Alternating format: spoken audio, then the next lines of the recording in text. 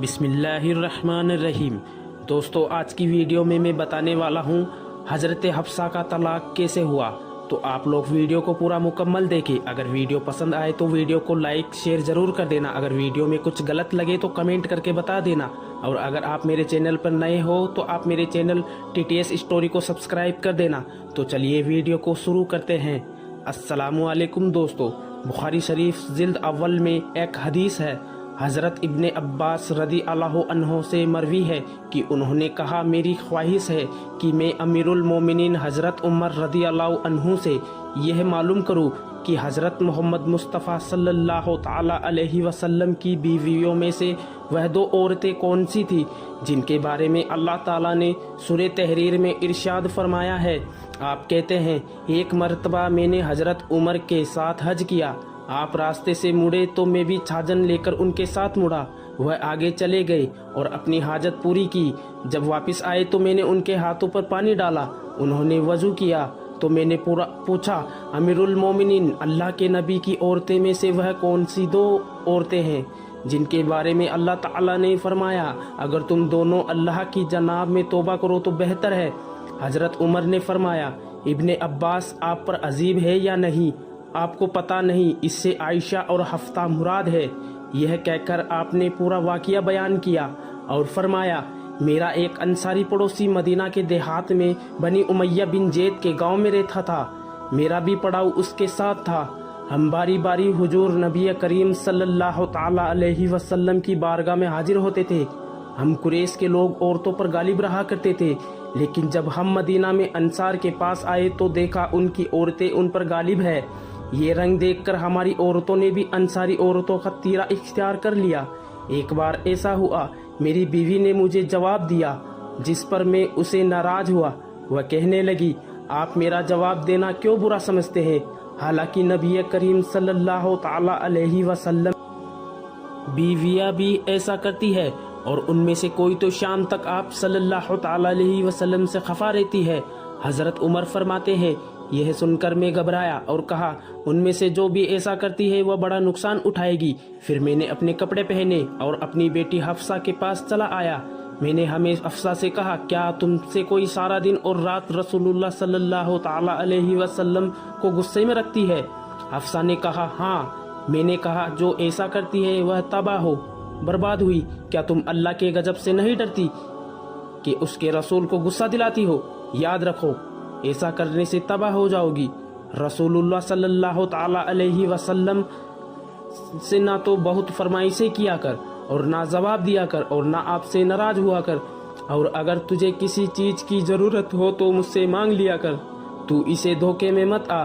तेरी हमजोली तुझसे ज्यादा खूबसूरत है और रसूलुल्लाह सल्लल्लाहु ताला अलैहि वसल्लम तुझसे ज्यादा उसे चाहते हैं। इससे मुराद अमीरुल मोमिनीन का इशारा हजरत उम्मुल मोमिनीन आयशा रजी अल्लाह अन्हा की तरफ था।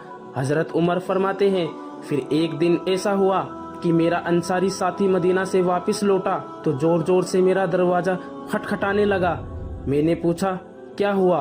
कहने लगा, रसूलुल्लाह सल्लल्लाहु ताला अलैहि वसल्लम ने अपनी बीवियों को तलाक दे दी है। मैंने जो यह सुना तो कहा, हफ्सा तबाह हो, बर्बाद हो गई। मैं तो पहले ही समझ गया था कि ऐसा होने वाला है। आप फरमाते हैं, मैंने जल्दी से अपने कपड़े तैयार किए और सुबह की नमाज रसूलुल्लाह सल्लल्लाहु ताला अलैहि वसल्लम के हमरा पढ़ी। अल्लाह के नबी नमाज से फारिग हुए तो अकेले अपनी बाला खाना में जाकर लेट गए।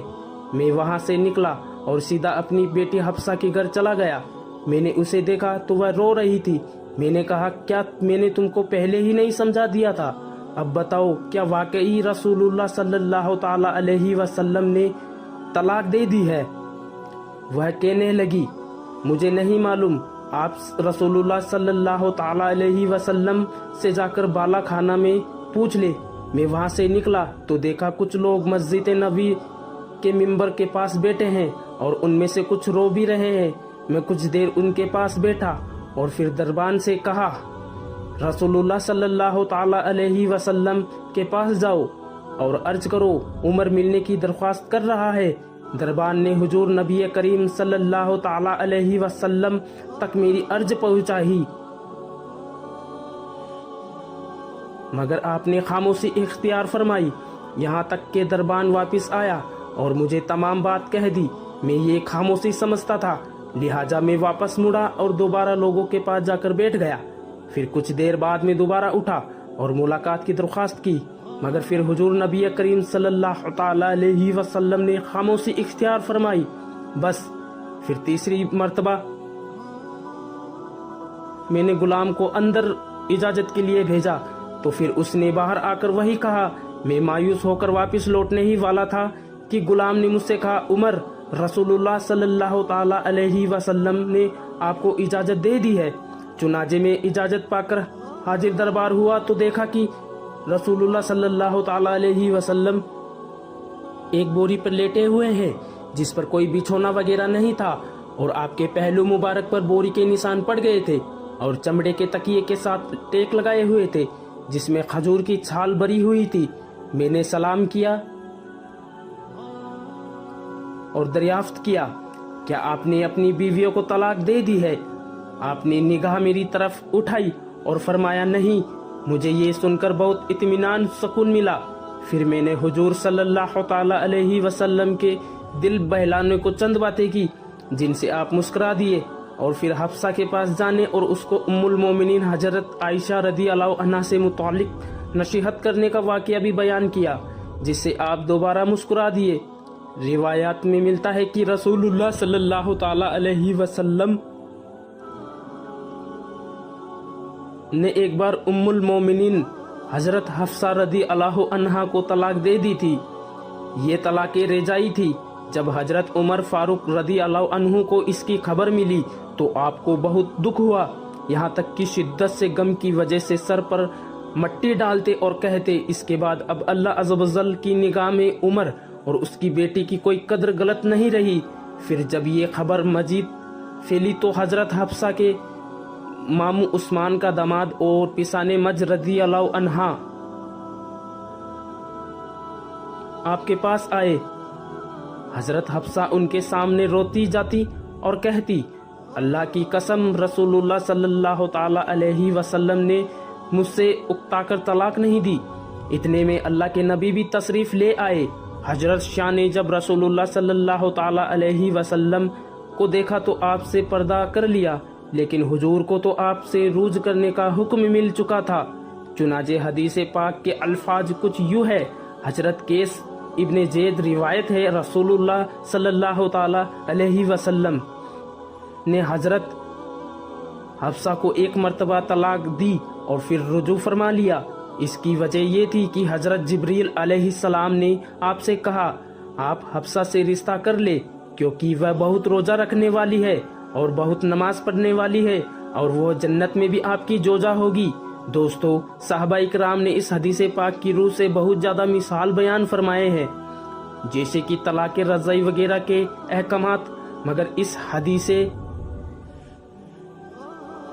پاک کی تصریف میں ایک اہم بات ام المومنین حضرت حفصہ رضی اللہ عنہا کی اللہ رب العزت کے یہاں قدر منزل اور مقبولیت تو محبوب آیت بھی بیان کی جاتی ہے۔